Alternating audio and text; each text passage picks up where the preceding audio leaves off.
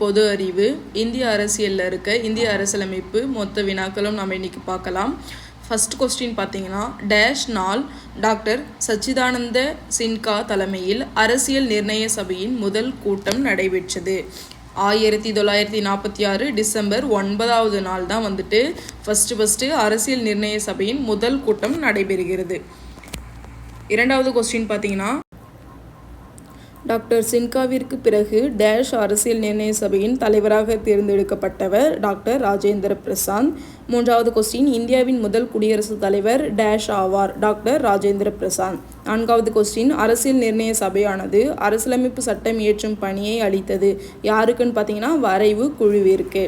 ஐந்தாவது கொஸ்டின், 1947ஆம் ஆண்டு ஆகஸ்ட் 29ஆம் நாள் வரைவு குழுவின் தலைவராக டேஷ் நியமனம் செய்யப்பட்டார். Doctor B.R. அம்பேத்கர் தான் வரைவு குழுவின் தலைவராக 1947ஆம் ஆண்டு ஆகஸ்ட் 29ஆம் நாள் தேர்ந்தெடுக்கப்பட்டார். ஆறாவது கொஸ்டின், இந்திய அரசியலமைப்பு சட்டத்தின் சிற்பி டாக்டர் அம்பேத்கர் ஆவார். இதெல்லாம் ரொம்ப ரொம்ப இம்பார்ட்டண்டான கொஸ்டின்ஸ்.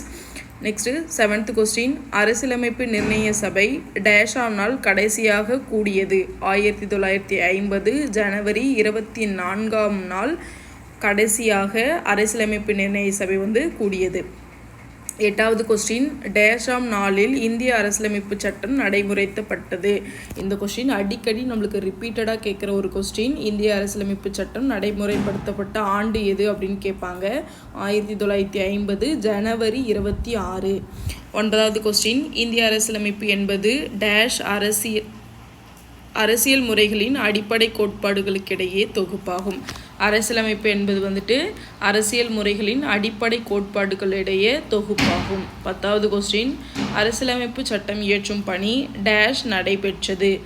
அரசியலமைப்பு சட்டம் இயற்றும் பணி எத்தனை ஆண்டுகள் நடைபெற்றது அப்படின்னு ஒரு கொஸ்டின் கேட்பாங்க. அது 2 ஆண்டுகள் 11 மாதங்கள் 18 நாட்கள். இது எல்லாமும் ரொம்ப ரொம்ப இம்பார்ட்டன்ட்.